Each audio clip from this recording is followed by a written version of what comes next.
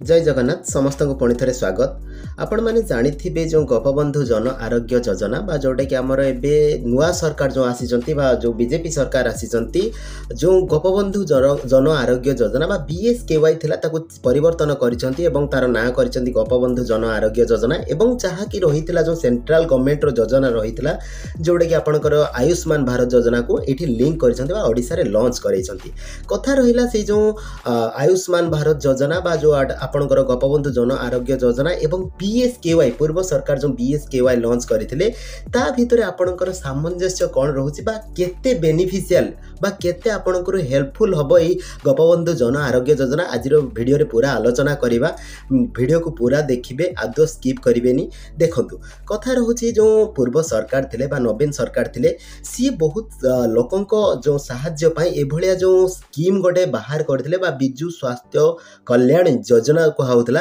जोटा कि बहुत जल्दी लॉन्च कर देथिले एवं कोन जो गोटे दिनिया प्रोग्राम थिला से गोटे दिन प्रोग्राम माध्यम रे सरकार लॉन्च करिकि आ जो कार्ड बंटन प्रोसेस थिला तांकर बहुत इजी थिला समस्त बहुत जल्दी कार्ड मध्यम पाई जाइथिले। किंतु समस्या रहिला कोन एबे जो आपनकर जो रहिछि जो गोपबंधु जन आरोग्य योजना बा जोटा कहउछ आयुष्मान भारत योजना रे जो कार्ड बंटन प्रक्रिया एबे सरकार बहुत कॉम्प्लिकेटेड कर दैछंती। बर्तमान देखंतु आपण माने जानि नाहंती जे आपण माने केबे कार्ड पाइबे बा आपनकर जो फैमिली रे कार्ड काहाकू मिलिबो काहाकू नाही बर्तमान सुधा समस्त द्वंद्वर अछंती एवं डाउट रे बहुत सारा लोकन मन रे द्वंद्व अछि जे प्रकृत रे कार्ड केबे मिलिबो एवं जो स्वास्थ्य सुविधा रहिछि कोठी पाइबे किभली भाबरे पाइबे बहुत सारा लोक जानि पारु नाहंती। काहे कि ना ए जो आपनकर हेल्थ इंश्योरेंस रहिला ये कोन केवल गरीब लोक मानक पई जे तो धनी लोक सी तो तार किछि आवश्यकता नाही स्वास्थ्य इंश्योरेंस बाई जो स्वास्थ्य बीमा ता पई किछि आवश्यकता नाही काहे ना ता पारे भरपूर टंका अछि से निजे ट्रीटमेंट हे परिबो कहार दरकार जो माने गरीब श्रेणी लोक सेमानकर दरकार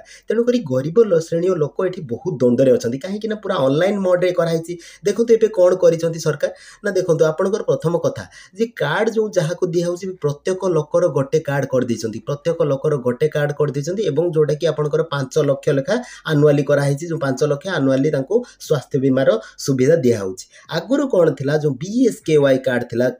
कौन थिला ना सेते बेले कौन तांकर फैमिली को जो गोटे कार्ड मिलुथला एवं फैमिली रे जो सदस्य माने रहुतले पूरा फैमिली को मिलुथला एवं फैमिली रे जो सदस्य माने रहुतले से सदस्य माने से कार्ड रे ऐड हेक रहुतले एवं जहाँ भी स्वास्थ्य बीमा रो पैसा थिला सेठी जेते आपण ट्रीटमेंट होवा पई जाउथले सेटु डिडक्ट होउथला। ये रहिला कथा आउ सेठी कोन आ गोटे एक्स्ट्रा फैसिलिटी थिला जो फीमेल मानकर जो फीमेल बा महिला मानको एक्स्ट्रा आहुरी दिया होतला पैसा जोटा कि एबे 5 लाख अछि समस्त मेंबर्स पई सेतले कोन फीमेल बा महिला मानको दिया होतला कोन 10 लाख रो सुविधा बा प्रत्येक महिला पई 10 लाख टंका रे एक्स्ट्रा बेनिफिट दिया होतला बा आहुरी 5 लाख टंका ऐड करा होतला जेहेतु फीमेल मानकर टिके कॉम्प्लिकेशन डिजीज रे कॉम्प्लिकेशन रहउची स्वास्थ्य रे विभिन्न प्रकार समस्या रहउची तेणु करी कि तांको अधिका टिके प्रायोरिटी दिया होतला आ हमर जो पुराना सरकार थिले से सबले महिला मानको अधिका प्रायोरिटी दउतले तेणु करी सेठी कोन ना 10 लाख टंका पर्यंत स्वास्थ्य बीमा रो सुविधा दउतले। एबे असुविधा कोन होउची ना आपण माने केबे देखंतु जो माने कार्ड भी पाइछंती बर्तमान सुधा केही प्रोसेस भी करनथबे काहे ना बहुत समस्या देखौची काहे कि ना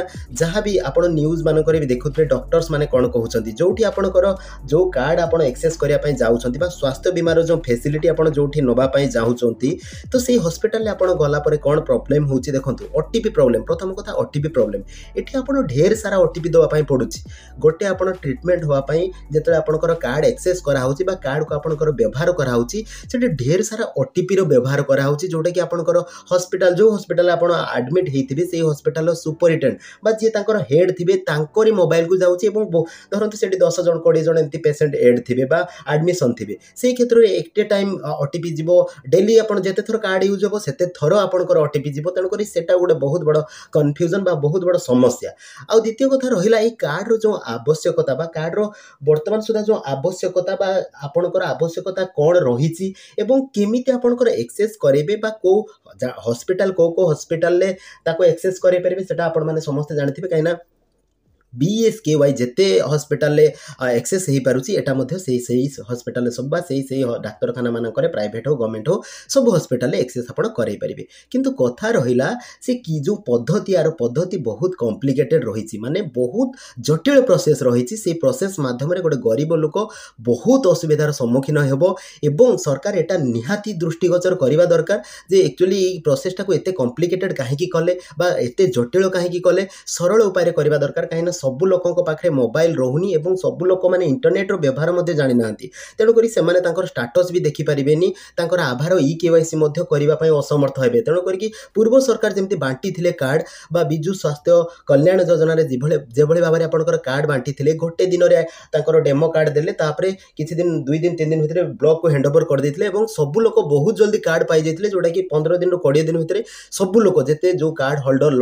ଥିଲେ ବା ଯେଉଁମାନେ କାର୍ଡ଼ ପାଇବା ପାଇଁ ଯୋଗ୍ୟ ଥିଲେ ସମସ୍ତେ କାର୍ଡ଼ ପାଇଯାଇଥିଲେ। କିନ୍ତୁ ଏ ସରକାର ଦେଖନ୍ତୁ ଲଞ୍ଚ ହେଲାଣି କେତେ ଦିନ ହେଲାଣି, ଆଜି ପର୍ଯ୍ୟନ୍ତ ସମସ୍ତେ କାର୍ଡ଼ ପାଇନାହାନ୍ତି ଏବଂ କେଉଁମାନେ କାର୍ଡ଼ ପାଇବେ ସେମାନେ ମଧ୍ୟ ଜାଣିନାହାନ୍ତି ସେମାନେ ପ୍ରକୃତରେ କାର୍ଡ଼ ପାଇବେ କି ନାହିଁ। ଏକ୍ସଟ୍ରା ଫେସିଲିଟି କିଛି ଅଛି, ଆମେ ମନା କରୁନି, ଆମେ ଏକ୍ସଟ୍ରା ଫେସିଲିଟି ସରକାର ଦେଇନାହାନ୍ତି, କିନ୍ତୁ ସେ ଏକ୍ସଟ୍ରା ଫେସିଲିଟି ଦେବା ସହିତ ସରଳୀକୃତ କରିବା ଦରକାର ଲୋକମାନଙ୍କ ପାଇଁ, ସାଧାରଣ ଲୋକ ପାଇଁ, ଯେଉଁଟାକି ୟୁଜର ଫ୍ରେଣ୍ଡଲି ହେବ। ତେଣୁକରି ସରଳୀକୃତ ହେବା ଦରକାର। ତେଣୁ ସରଳୀକୃତ ସରକାର ନିଶ୍ଚିତ ଭାବରେ କରିବା ଦରକାର, କାହିଁକିନା ପୁରୁଣା ସରକାର ଯେଉଁ ଥିଲେ ସେ ଲୋକଙ୍କର ପ୍ରୋବ୍ଲେମ୍, ଲୋକଙ୍କର ଅସୁବିଧା ସବୁ ବୁଝିପାରୁଥିଲେ। ମୁଁ କୌଣସି ଦଳକୁ ଆକ୍ଷେପ କରିକି କହୁନି, ଆପଣଙ୍କର ଯାହା ଟ୍ରୁଥ୍ ଆକ୍ଚୁଆଲି ତାହା କହୁଛି। ଆପଣମାନେ କମେଣ୍ଟ ମାଧ୍ୟମରେ ଜଣାଇବେ ପ୍ରକୃତରେ ଯେଉଁ BSKY ଥିଲା ସେ ଠିକ୍ ଥିଲା ନା ଏଇ ଯେଉଁ ବିଜୁ ସ୍ୱାସ୍ଥ୍ୟ କଲ୍ୟାଣ ଯୋଜନା ଯାହା ବି ସରକାର ପୂର୍ବ ସରକାର ଲଞ୍ଚ କରିଥିଲେ ଗୋଟେ